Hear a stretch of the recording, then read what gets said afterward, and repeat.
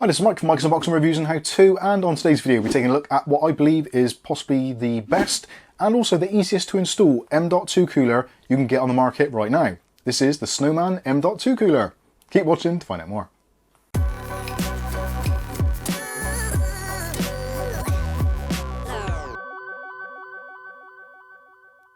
So this M.2 cooler is designed for your M.2 drives, so whether they are SATA or NVMe based, but they do have to be a specific size. This is the 2280, which is the most common size on the market right now.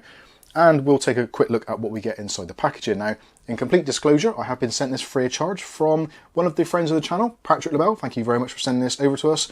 And I have actually been using it in another PC, but I was so impressed I wanted to do a quick unboxing and show you what it was all about and talk about some of the thermal properties of the device. So starting off, the packaging, not very elaborate. You get basically a very tiny little box which gets shipped all the way from AliExpress via who knows where, but it does turn up eventually. And on the back it shows you kind of how it goes together, although it doesn't really tell you in great detail, so that's why I'm making this video, so you can see how easy it is to actually install despite the slightly vague instructions. So you're probably asking, what do you actually get? So let's take a look at what we actually get. So you get the primary cooler. This is the bit that goes on the top side, which is going to be visible to the outside world. It's got the Snowman logo on there, and it's got some nice edges on there, which are mirror finished.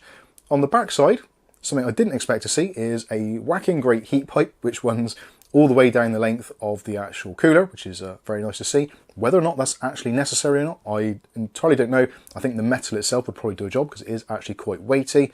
So that is the top section. You also get a base section. So this is what it all kind of slots into. Again, metal.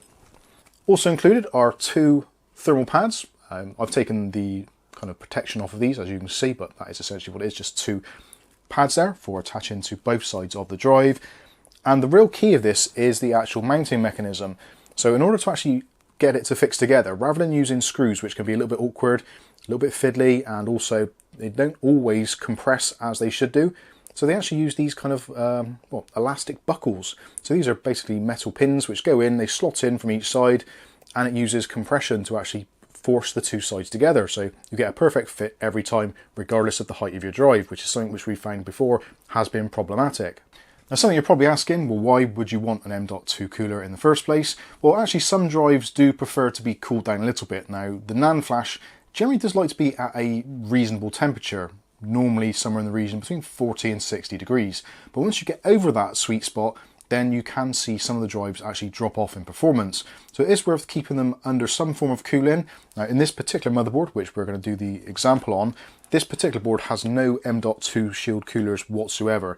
So the drive is completely open. This one's absolutely fine because it's above the graphics card, so it's not going to get overly hot, and you will get a little bit of downdraft from your CPU cooler if you're not using an AIO, and possibly a little bit of case ventilation. The one at the bottom, possibly not so much because of where it is positioned, so using an M.2 cooler is a very good idea. So let's put this thing together, show you how it works, and show you how easy it can be. Okay, so we've got our bits and pieces laid out here, ready to install. So the first thing we want to do is to put one of these pads actually on the base of the drive. So grab your drive, try not to cover up a little tag at the back there. And ideally you want to get this on as straight as possible, which isn't easy to do with the camera rolling. There you go, that is pretty much a decent coverage. And then what you want to do is do exactly the same on the other side also. And there we go, so we've got a thermal pad on both sides of the drive. The next thing to do is to put it into the bottom caddy.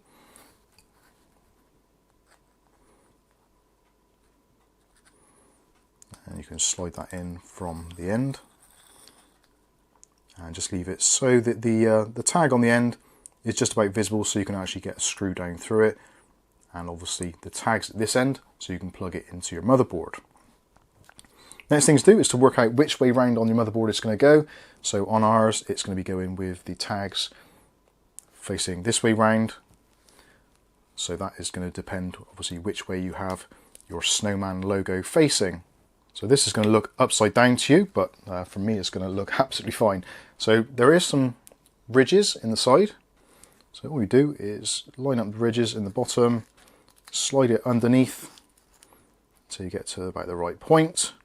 And there we go, that is that actually in position. And as you can see, there's these little ledges on either side. You can see just there if I point it out on both sides, and all you do is just slot this in and push it all the way through, and then do the same on the other side. So in on that ledge, and basically you can see it forces all the way down and basically puts compression on it, so it pushes it so it seals the drive in completely. And that is basically the finished project.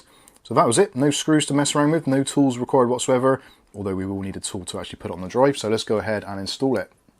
Installation wise, very simple. So take out your existing M.2 screw, which may be actually already in the mounting section.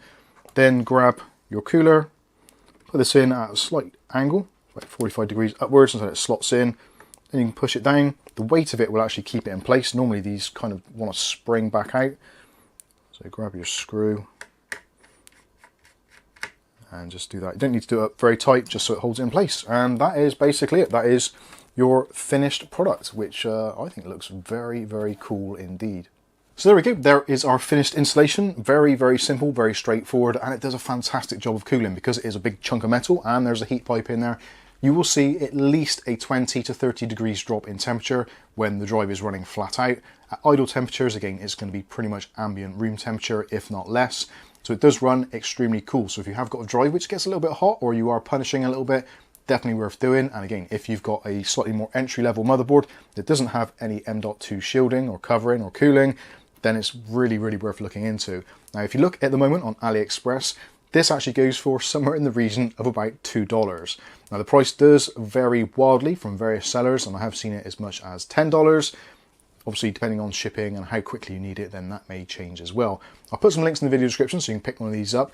Also, I should say again, massive shout out to Patrick Lebel for sending this over to us for review purposes. It has been absolutely excellent, and in terms of value for money, yeah, you cannot knock this whatsoever. So if you need an M.2 cooler, definitely look out for the Snowman M.2 metal, easy to install cooler. It's absolutely great. So if you've liked this video, then smash that like button. If you want to see more content like this on a daily basis, hit the subscribe and also the chime notification. I'm notified of future video releases. But for now, I've been Mike. This is Mike's Unboxing Reviews and How To, and hopefully we'll catch you in the very next video. Thanks for watching.